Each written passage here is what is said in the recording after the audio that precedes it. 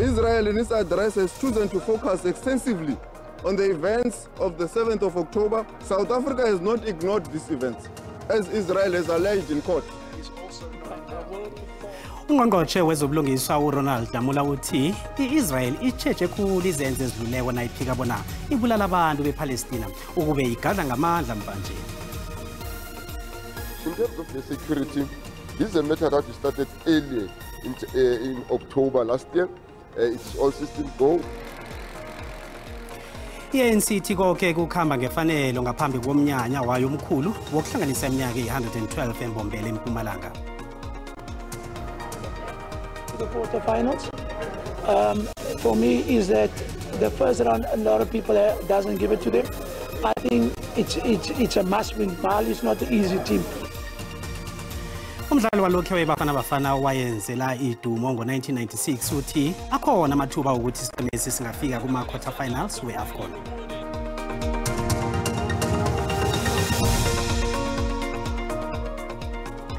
Kwaba kuhle ukuhlanganiswa zindaba kodwa ku-SABC 1 ngesiNdebele lotshane emakhaya.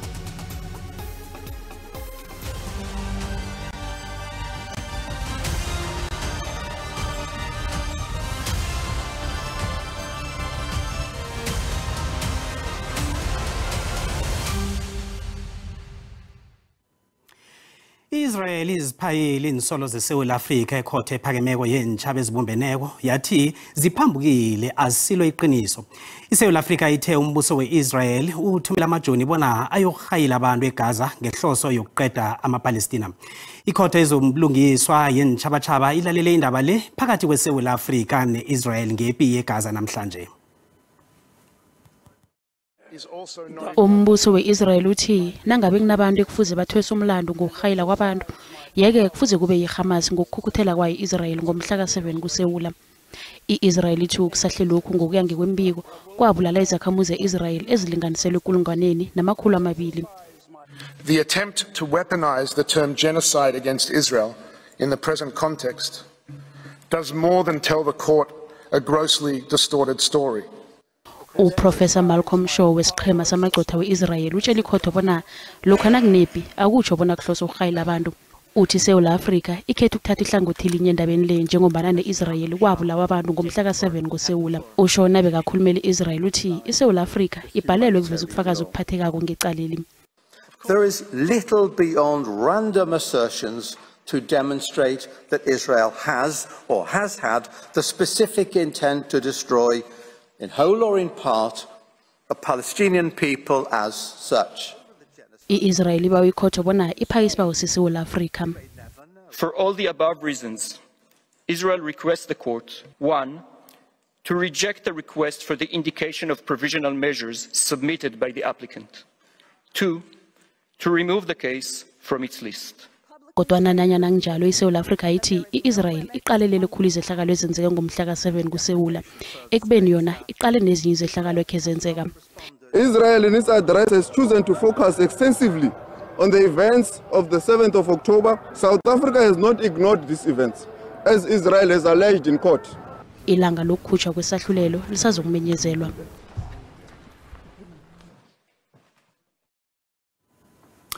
Ayaraga amalungiselelo womnyanya wokugidinga ilanga ekwasungula ngalo iANC etatweni lembombela eMpumalanga. Ikulumo yelanga yokwethulwa ngumongameli weANC Cyril Ramaphosa. Kanti amalunga weANC bekaphithizela iveke yonke esifundeni alungiselela ilanga elikhulu. Kanti unobhala weANC esifundeni Umuzi Chirwa uthi akayuba nobususo benyawo etatawini leli. Sekusela ama-awambalwa ngaphambi kokuthi iANC yethule ikulumo yeJanuary 8 statement elindwe ngamehla bovu. Ihlangano leyithi ihlala ukuzalisa itatawu lembombela eliphatha abantu bayi-45,000 inthuthi sezihleliwe ezizokuthutha amalunga kunye nabalandeli behlangano le. Kanti kezokuphepha ihlangano le ithi amapholisa wesifunda ajame ngefanelo. Khona amaphoyisa amaningi kakhulu ngomgwaqo namaphoyisa nje, kanti futhi kukhona ngaphakathi ama-marshal aya ku-3,000. Cela kakhulu ukuthi abantu babambisane nathi nabathi phakha lana ubake lapho nabathi ungangeni la ungangeni la bangavali nomgwaqo. Umkhakha wezivakathovukelo esifundeni nawo uyahlomula ekutheni iMpumalanga kube sifunda esikhethwe njengesisingatha umnyanya lo. Njalo nje bangayiletha lapha tinyanga tonke ngoba siyababona nje bavakashi banyendi lapha edrobheni asisana tindzawo tokubabeka. Kanti futhi kwesibili nje sibonga takhamuti talapha eMbombela nemaphethelo ukuthi basivile masicela tindlu tabo ukuthi bakwadi ukuthi singalalisa leti vakashi letinyendi letitako lapha. Sisacela futhi kulabanye ngoba sesane bandvu emalist ebandvu labadzinga tindzawo tokulala iseseyinze kakhulu. Yiphuma ngena eofisini le-ANC esifundeni lesi kanti labo bathengisako bathemba bona bazokubetinala ngokuthengisela abantu ezabe bakhambela umnyanya lo. Business yona beyipick up yesterday but bese kuba nemvula yaphazamisa. So lamhlanje sengazi ngicela ukuset up 5:30 early in the morning. Ishishini lihamba kahle kodwa liyancambaza kancinci but ke asikhalazi, we are happy. Eyegini kuyokuvula ngo-5 ekseni umengameli we-ANC kulindeleke bona ethule ikulumo yelanga ngaphambi kwemini yelanga. Ihlangano umkhonto wesizwe party ithi ukubangala kwe-ANC ngendaba yelogo yabo kwenziwe ukuthi i-ANC ithukiwe. Unobhalazo mbelele we-ANC ufikile Mbalula umangalele ihlangano lekhotho yezamakhetho unganga ngelithi ilogo yehlangano etshale ifana nehlangano yamajoni ye-ANC umkhonto wesizwe. Ikhotho yezamakhetho kunye nekomitshini yezamakhetho i-IEC ziqinisekisile bona ziyifumene incwadi yokumangala ebuya kuMbalula. Over and above that, we have taken steps. We are challenging this legally because that is our asset. Usuku mbango ukuphusana ngamagama phakathi kwe-ANC nomkhonto wesizwe. Unobhalazo mbelele we-ANC ukholelwa ekuthini ilogo etsha yomkhonto wesizwe ingabarareja abavoti ngomhla wekhetho. Akusingekho ukuthoma i-ANC isole ihlangano ngembala yayo. I-African Independent Congress nayo yakhe yasolwa ngokusebenzisa imbala negama elijitelele ne-ANC. Kodwa nomkhonto wesizwe uthi i-ANC ayibasusele ithukiwe. MK is threatening them beyond. ANC is threatened by MK. They know what they're capable of. They know what President Zuma is capable of. Even the people know President Zuma. That's the biggest issue that they've got. If President Zuma was not campaigning for MK, I want to ask a question. Would they still be taking us to court? Kusenjalo i-ANC ithi umengameli layo walokhu uJacob Zuma uziqothe yena ngokwakhe. uZuma ubesola khamba ilizwe lonke afunela ihlangano li abavoti. He's as good as gone. He's decampaigning the party. He's attacking the leadership of the party. He's blaming all the things that himself he was overseeing that were challenges our government face on the ANC. So that's what he's doing. Umkhonto wesizwe ukholelwa ekutheni ANC ayizukuphumelela ngesimangalo sayo esifake ekhotho yezamakhetho. Unobhalazo mbelele walokhu we-ANC u-Ace Magashule osele amholi wenye ihlangano yepolitiki African Congress of Transformation umemezele bona ihlangano yakhe ubudlelwane bokubumbana nomkhonto wesizwe party. Umkhonto wesizwe party usekelwa ngumongameli walokhu uJacob Zuma. uMagashule bekakhuluma Pietermaritzburg lapho ahlangene khona nezinye injamiso zehlangano yakhe. uMagashule usejimeni lokuzifunela abalandeli kwaZulu-Natal ngaphambi kwekhetho. Uthi ihlangano yakhe ibe nemkhulumiswano emihle begodwa isaraga nokukhulumisana nezinye inhlangano zepolitiki bona abasebenzisane. uMagashule omkhozi omkhulu kamengameli walokhu uJacob Zuma uthi i-ACT seyakhe ubudlelwano bokusebenzisana nomkhonto wesizwe party. Uhlathulule MK party njengehlangano ethuthukela phambili begodwa nemigomo ethi ayifani nehlangano yakhe. We had discussions with several parties, especially those we share same values, same policies, same ideology, where we defined the DA as our ideological enemy. We are going to work with such parties. We have met several times. In fact, it will be a pleasure to work and with Ubaba Msholozi Mkhonto wesizwe. And then bring back the dignity of a black person, bring back the dignity of South Africans. Kanjengomana abaningi basararekile ngesiqondo sikaZuma sokusekela iMK party, Magashule uthe yena akhangarareke. I-ACT yasungulwa ngoSewula umnyaka opheleleko ngemva kwenyanga uMagashule aqothiwe ku-ANC. uMagashule uthi nje ihlangano yakhe inabalandeli ababalelwa ku-500,000. uMagashule ukuvakatshela indawo zaKwaZulu-Natal ayokhulumisana nemiphakathi yakhona. Nasibuya entolo. I wish ba bolai ba ngwanaka ba buye ba tepela mathaka ke ba bone and ba sacrifice one by one or ngwanaka o ba tshinyeditsene motšhetše e se ngwana. Abanenhliziyo ezibuthakathaka batsheje kule ndaba elandelako yomntazana weLimpopo bakwabo ababhalelwa kumngcwaba ngombana izitho zomzimba ziyahlayela.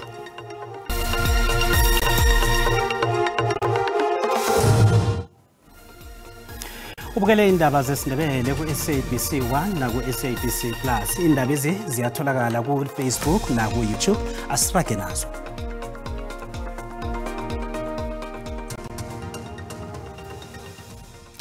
Ezinye inhlangano zepolitiki eParliamente ziphakamise bona akuhlelwe ngobutsha ngokupheleleko ukulawula kwesikhwama esisiza abafundi ngemali zokufunda emazukeni wefundo ephakemeko iNSFAS.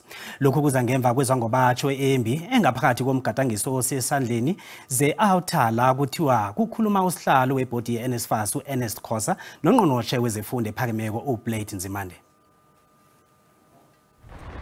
Amalungiselelo omnyaka omutsha u-2024 abhibhejwe lihlazo elizwakele nge-NSFAS. Nanyana kunjalo, ibhodi ye-NSFAS ithi imbawo zokusizwa kwabafundi ngemali zifinyelela ku-900,000. Kuthe bona kuzwakala indaba ezo, usihlalo webhodi yakwa-NSFAS uKhosa wathatha ilifu yenyanga nakusaphenywako. Amanye amalunga weParliament akwamukela ukuzikhupha kwakaKhosa ngokuzithandela. Whether this is a witch hunt against the minister depends on the outcome of the investigations. No one must call it a witch hunt. We also bear in mind that NSFAS has been under investigation by the SIU since 2022. Kuzwakala bona uNzimande noKhosa bafunjathiswe zinkampani ezenzela iNSFAS umsebenzi. Inhlangano zepolitiki zithi noNzimande akaboneza ngayo. Bathi phenyo nalingaveza bona kunezinto ezingakhambi kuhle kuza kufuneka bona athokoze umsebenzi uNzimande. We call on the Minister of Higher Education to follow suit and to take it a step further and to do the honorable thing and resign. Abanye bathi ayihlelwe ngobutsha kwasayona iNSFAS. It's a very good idea to give poor and working class youth the opportunity to study, but the whole setup in terms of administration and the disbursement of the funds was a problem from the very beginning. Usihlalo wekomiti yezefundo uNompumelelo Mkhatshwa ubhalile ukuphefumula ngendaba le. uNzimande uyiphike yonke izwango batsho ngaye. Kwathi uKhosa weNSFAS yena wathi ukuchida kwakhe bona kwenziwe iphenyo akungathathwa ngokuthi sewuvuma umlando. Kuzokungezelelwa insiza zokukhulisa umthangalosisekelo wesango lomkhawulo iLibombo ukwenzela bona ikhone ukwanela isibalo sabantu abangena bebaphume elizweneli. Ungqongqoshe wezemsebenzi kaHulumende uNoxolo Kivit umemezele lokhu nabekavakatshele isango lomkhawulo iLibombo eKomatipoort eMpumalanga. Uhlangane nemphathimandla zemkhawulweni ukuzwa imbono yazo ngomkhawulo engeminye ephithizela kakhulu elizweneli. Ungqongqoshe wezemsebenzi embusweni uvakatshela isango lomkhawulo eLibombo ukuyokhulumisana nababelani nokuhlola isango eli. Umnqopho ukuthi iofisi kaNgqongqoshe ifumane ulwazi elinabileko malungana nomthetho omutsha womkhawulo. Ungqongqoshe uthi ivakatshweli libangela ukuswenyeka okunengana malungana nomkhawulo lo. We chose to come to this border to ensure that we satisfy ourselves that it is functional. It meets the requirements of a functional department and entity. Ungqongqoshe uthi ukubandakanywa komnyango wezempilo newezokulima esangweneli kuyasiza ekukhawuleni ezinye inshijile bezikhona lapha phambili lokho anosesengaphansi kwelihlo lamajoni welizweli kwaphela. But there are areas that still need to be strengthened. We still must find a way to ensure that police are fully integrated. Other departments thus far are integrated. Mhlapha nje abashayeli bamathraga ke bavala indlela iN4 bakhabhutlwe ikambiso omkhawulo lo nabaye eMozambique. Imphathimandla zomkhawulo zithi zisebenzisana neminyango emine ukuletha insombululo emrarweni abaqalana naye emkhawulweni lo. The main challenge that we face at this border is that this border's layout is a choke point. So whatever that we do, it comes to that choke point, and the border, our South African side and the Mozambican side are back to back. There's no space in between. So whatever that we do, we can't push all of it on the Mozambican side because of the issue of the space. Ngqongqotjhe uzokuvakatshela neminye iminyango esifundeni lesi ukuyokufuna imraro lapho. Indaba elandelako le iphethe imininingwane ihlahlathisa umzimba engahle ingabaphathi kuhle abanenhliziyo ezibuthakathaka. Bekhabo likaMjaji Thoka weminyaka eli-18 ubudala, isidumbu sakhe sitholakele endaweni yemukeme ebuhlokwa eLimpopo. Babawe amapholisa ukuthi afunisise ezinye izitho zakhe zomzimba ezinyameleleko. Isidumbu sakhe besele sonakele sitholakele endlini engahlali umuntu ngomvulo.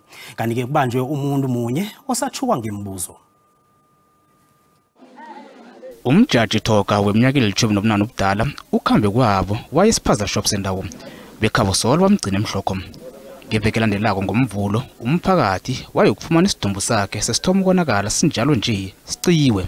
Imuka ke bone motjatji ka samona until bile ke phone ke se ya mmone di phone di se a tseng. Ke tlobitsa ke ngwana wa ka Thoka ba re ke ka mo a tlompotsa hore yena bone seeta se se motjatji ka koko. Modi mo a Thoka e ke ya kwa e thakre ke confirm ke kra hore ke ngwana ka motjatji ke bone ka seeta le luto la ela left le jacket na ya pere mara ka madima be di phatse tsa etše dingwe ka mokana tsona ne di seo. Inselela zikaThoka zitholakele endlini engahlela umuntu ingasikude nosuka kwabo, kodwa nezinye izitho zomzimba wakhe ekubala ihloko nezinye izitho akukho. Motjatji ntsile ke sana hana it's too much pain mo na sentsore ke tloele bala bophelong bjaka. I wish ba bolai ba ngwana ka ba buye ba tepela mathaka ke ba bone and ba sacrifice one by one hore ngwana ka o ba tshinyeditšene motjatji e se ngwana.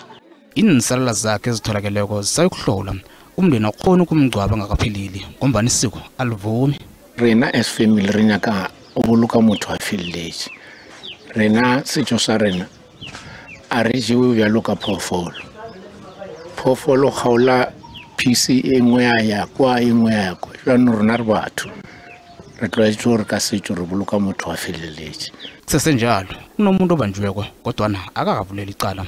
Ba ka magae ba rile ngwana o rile a tsamaya a sephaza shop, then maphodisa ba yo dira di-investigation tša bona ka sephaza shop, then ba khumana e le gore o na le dilo tše di-illegal še le gore motho wa sephaza shop o a di rekiša di kwae, then ba khumana ebile a sena le dipampiri ke se maphodisa ba re boditše gore ba re mo tshwaretše so. Ukomishinara wamapholisa eLimpopo uThembi Hadebe uyile izolo wayokuhlola le ndawo la kwenzeke khona lebangamahluwo.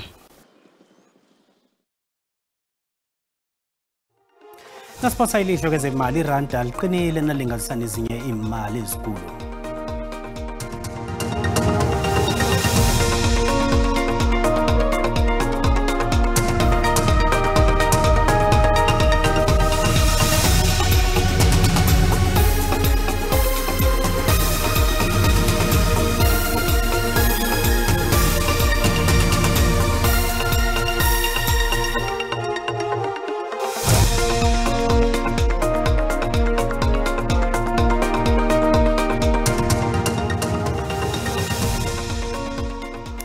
Kezemidlalo umekade bona kezebhola eragwako eSouth Africa uMark Williams ukholelwa ekutheni iBafana ingafika kuma-quarter finals we-Africa Cup of Nations e-Ivory Coast. iBafana iku-Group E neTunisia, iMali nabomakhelwane iNamibia. Isiqhemesi sesifikile e-Ivory Coast kanti sizokudlala neMali ngelesibili ngesimbi ye-10 ebusuku ngokwesikhathi seSouth Africa. iBafana yakhona ukufika kuma-quarter finals we-AFCON ukugcina kwayo ukudlala ephaliswaneni ngo-2017 e-Egypt. Nanyana kunjalo isiqhemisi silahlelwe lithuba ku-AFCON yango-2022 eCameroon. Kodwa uWilliams uthi bangayibuyelela abayenze e-Egypt. uWilliams ngengikhathi zakhe wabetha amagoli amabili mhlazana iBafana idlala neTunisia nayiza kuthoma ibhigiri ye-AFCON ngo-1996. They can go into the quarterfinals. For me is that the first round a lot of people doesn't give it to them. I think it's a must win. Mali is not the easy team. We've always been struggling with Mali. I believe they're just next to where the tournament is happening.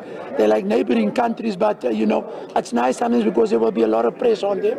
iBafana iyokuya kulomdlalo ngaphandle kombethi magolayo uLyle Foster weBurnley eEngland. uFoster uba ungabi khona kuleli phaliswano ngenxa yokungaphili kuhle, kodwana uyadlala esiqhemeni sakhe ku-English Premier League. uWilliam uthi ibethekile iBafana ngokungezi kwakhe. I think that he is a big miss. I think they could have do with something a player like him because, you know, sometimes you need plan A, plan B. When I say plan A is that you get players that's running onto the ball. Plan B is where you pick the ball to a target man.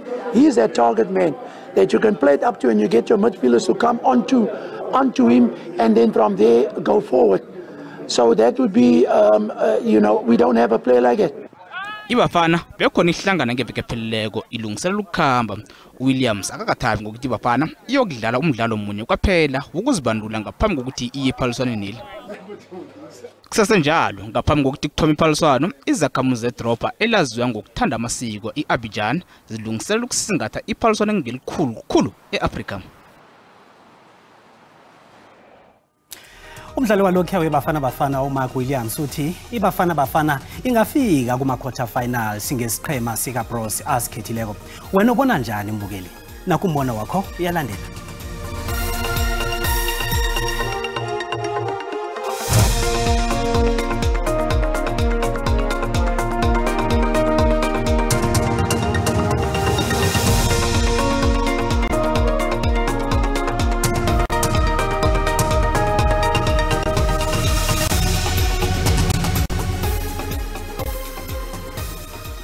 Andinathemba tu ngendlela eliqela loMzantsi Afrika elidlala ngayo. Hayi kunzima ufaka amanqaku, kunzima uvala ngasemva. Yikona nje ukukhuthala nokuzimisela eqenjini okuzokwenza ukuthi bakwazi ukuthi bawine. Angisoli nokho isiqhema esikhethwe nguHugo Bros and futhi siyathembisa ukuthi sizokuletha impumelelo. Igroup esikuyo ayibukeki inkinga ngaleyo ndlela uma bezodlala ngokuyimisela. iBafana Bafana iyathembisa ngoba unyaka khona uqalako nawo basanayo energy. Abahambe boyomela iSouth Africa.